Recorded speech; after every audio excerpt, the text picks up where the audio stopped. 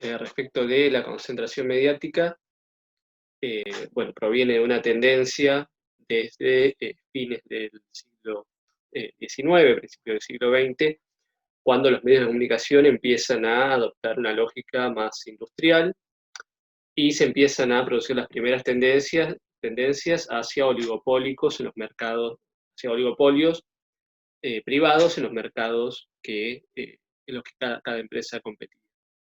De esta manera, digamos, bueno, esto se fue acelerando también con el surgimiento de las nuevas tecnologías y con el desarrollo de la industria de las telecomunicaciones. Es decir, sería la infraestructura por la que circula esta información.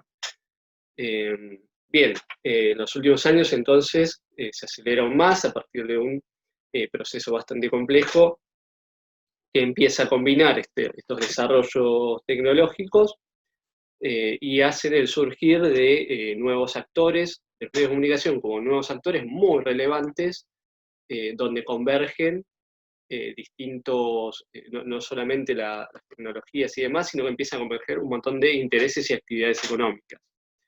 Podemos ver no sé, por ejemplo, el Grupo Clarín y el Grupo La Nación son socios en una planta de producción de papel prensa, una historia bastante, digamos, bastante poco democrática, ligada a los intereses de la dictadura y demás, pero no es algo que vamos a tocar ahora, y también en el predio de la sociedad rural de la Expo, el evento que se conoce como Expo Agro. Es decir, hay intereses diversificados que quizás nada tienen que ver, pero donde los medios de comunicación sí juegan un rol central en favor de esos intereses. Entonces, este proceso puede conllevar distintas consecuencias negativas. Entonces, la concentración lleva a, por ejemplo, algunas de sus consecuencias indeseadas, como pueden ser el privilegio de ciertos intereses por sobre el deber de informar, o la prioridad, en segundo lugar puede ser la prioridad del afán lucrativo sobre el servicio público de prestar información.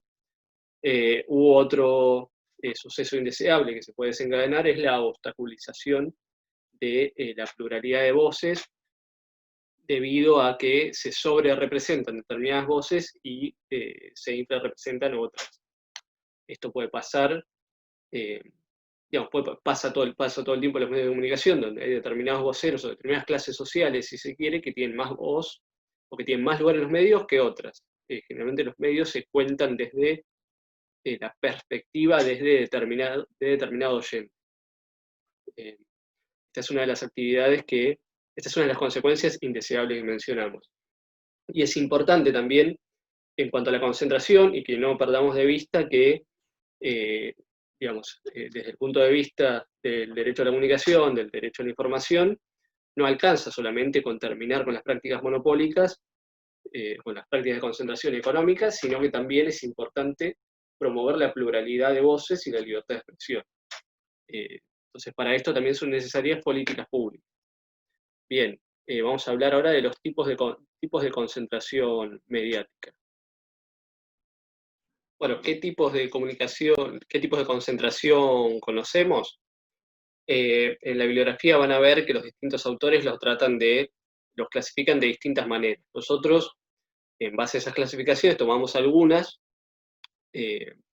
bueno, las cuales nos parecen más sintéticas e interesantes. La primera es, como mencionábamos hace un rato, la concentración horizontal o concentración monomedia. ¿Por qué monomedia? Significa igual medios, porque se refiere a una empresa que tiene medios del mismo tipo en la misma zona geográfica.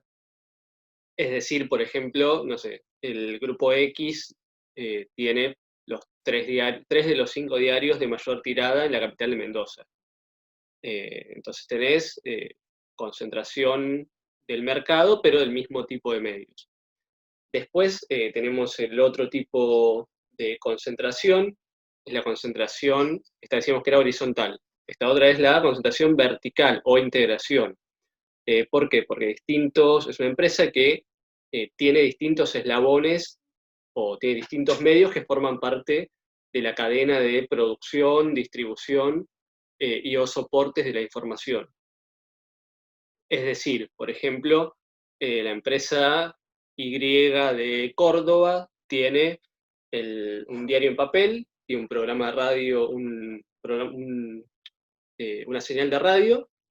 Además tiene un canal de televisión abierta y tiene un canal de televisión por cable, por ejemplo. Entonces tiene distintos eslabones en la cadena de circulación de la información. Este sería un segundo tipo de concentración, que después vamos a ver que en realidad se mezcla entre todos, sobre todo acá en la Argentina. Digamos, ahora el próximo trabajo, después de la parte teórica, van a tener tarea respecto de la concentración mediática en Argentina. Pero bien, bueno, vamos a ver que estos son tipo clasificaciones ideales, pero no necesariamente son siempre así, sino es mucho más complejo. El tercer tipo es lo que el autor Miguel de Bustos, que está citado en la bibliografía, llama la convergencia, que es cuando intervienen o cuando las empresas de medios convergen justamente con las telecomunicaciones, con la industria de las telecomunicaciones, la informática o Internet, y los medios audiovisuales. Bien, acá tenemos ejemplos sencillos, básicamente lo que conocemos como Triple Play o empresas como el Grupo Clarín, que tienen, por ejemplo, en la zona del AMBA o el Gran Buenos Aires, tienen una empresa de telefonía móvil, una empresa de cable y, y un canal de noticias. Tienen mucho más el Grupo Clarín, pero digo, como para ver esa convergencia entre la infraestructura, si se quiere, lo comunicacional, y la producción de contenidos o las cuestiones más mediáticas. Bueno, estos son tres tipos de concentración, y después hay otra que me interesa y que también la van a ver, sobre todo en el informe este que les comentaba, de Reporteros Sin Fronteras y Tiempo Argentino, donde se habla fundamentalmente de la concentración geográfica. ¿A qué nos referimos con concentración geográfica?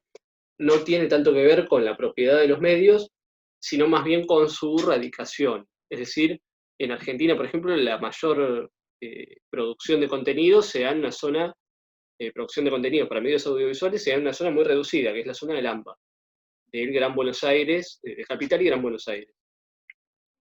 Ahí radican también, no solamente se concentra la producción de contenido, sino que se concentran las casas matrices de las empresas, se concentra el trabajo, los trabajadores generalmente son de la zona, y esto genera esto genera lo que llamamos concentración geográfica, y también genera cuestiones como que habrán visto alguna vez en algún informe, o digamos, se suele utilizar como ejemplo, como a veces en el interior hay gente que vive en Salta, por ejemplo, y está viendo noticias, noticiero donde pasan un corte de tránsito en la General Paz, o en la 9 de Julio, o en Capital.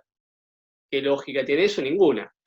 Pero bueno, a eso nos referimos con la concentración geográfica, y esto limita también la libertad de expresión, limita la pluralidad de voces.